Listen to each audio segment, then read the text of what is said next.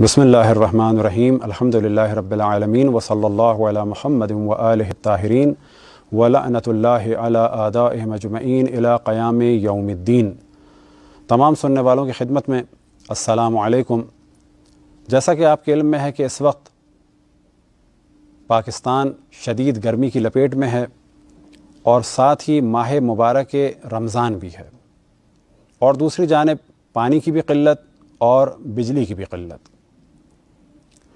اس حوالے سے ایک اہم ترین موضوع کی جانب توجہ دلانی ہے،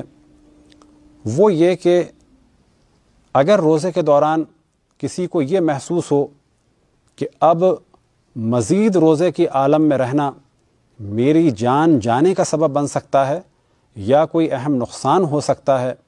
تو ایسی صورت میں اسلام کا حکم یہ ہے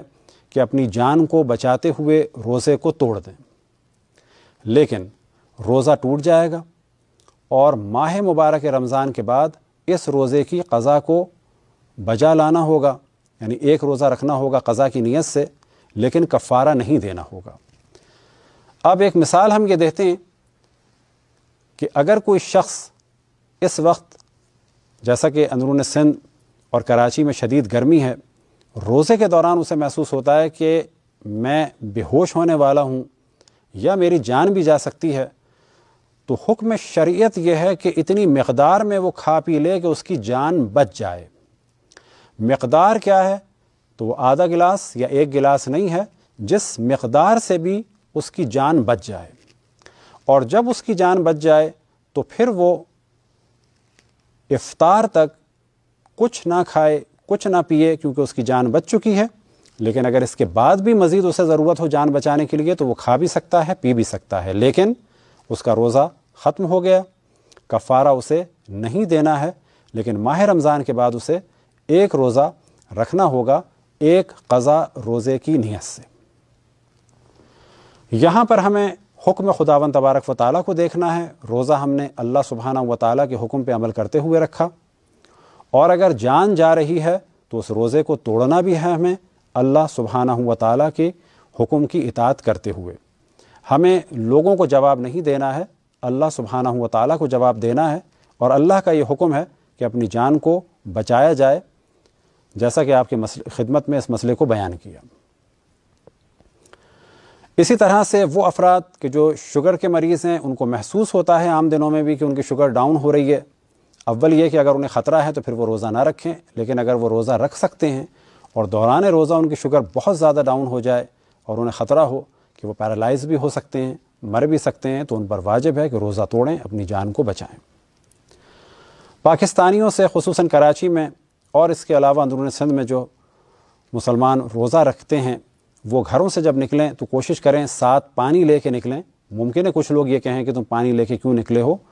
تو وہ اس لیے پانی لے کے نکلیں کہ اگر اپنی جان کو خطرہ ہو اتنی شدید گرمی میں، مثال کے طور پر بائک پر یا بس اسٹاپ پر، تو اپنی جان بچائیں، اور اگر کسی اور کی جان کو خطرہ ہو تو اس کی جان بچا سکیں۔ جو لوگ شریعت کو نہیں جانتے وہ یہ سمجھتے ہیں کہ ایسے عالم میں اپنی جان دے دینا شاید بہت ثواب کا سبب ہے، تو وہ جان لیں کہ شریعت کا حکم یہ ہے کہ اپنی جان کو بچانا ہے۔ اب سیاسی حوالے سے ایک نصیحت عوام کے لیے کہ یاد رکھیں کہ اس قسم کے حاکموں کو سپورٹ کرنا کہ جو ملک اور قوم کو نقصان پہنچا رہے ہیں،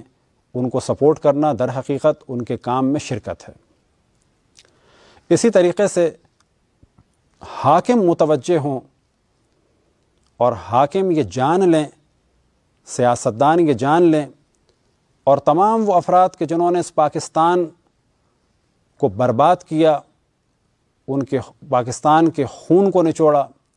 پاکستان کی عوام کے خون کو چوسا، چاہے وہ آج کے حاکم ہوں چاہے وہ پہلے کے حاکم ہوں، یاد رکھیں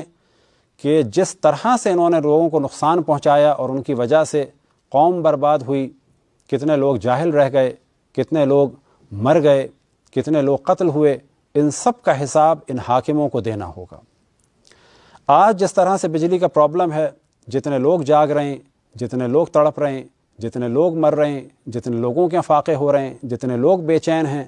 اور جن کی اموات واقع ہوئیں، اس سب کا گناہ ان حاکموں کے سر ہے اور اللہ سبحانہ و تعالیٰ ان سے حساب لے گا۔ ان افراد کی اموات کے بعد ان کے گھر والوں کے جو مصائب ہیں ان کا حساب بھی ان حاکموں کو چکانا ہوگا، کیونکہ اگر کوئی عورت بیوہ ہو کے اگلی اس کی زندگی مشکل ہوتی ہے تو اس کا حساب بھی یہ حاکم دیں گے۔ اسی طرح سے حاکم یہ یاد رکھیں کہ وہ مال تو بہت جمع کر رہے ہیں لیکن وہ اس دنیا سے خالی ہاتھ واپس جائیں گے۔ بس یہی تھی ایک مختصر سی گفتگو کہ ہم سب بیدار ہوں اور سب یہ جان لیں کہ عنقریب اس دنیا سے ہمیں خالی ہاتھ اللہ سبحانہ و تعالیٰ کی محضر مبارک میں حاضر ہونا ہے، اور وہاں ہم صرف اپنے اعمال لے کے جائیں گے۔ دعا ہے خداوند تبارک و تعالیٰ سے کہ ہم سب پاکستانیوں کو اپنی اطاعت اور بندگی کی، اور خصوصاً ماہ مبارک رمضان میں روزوں کی اور تلاوت قرآن مجید کی توفیق عطا فرمائے، اور ہم سب مل کے اس مملکت خداداد پاکستان کی حفاظت کر سکیں اور پرچم پاکستان کو سربلند کریں اور اس ملک کی حفاظت کریں، اور ہم سب مل کے پاکستان کے نام کو روشن کریں۔ وصلی اللہ علی محمد و آلہ الطاہرین۔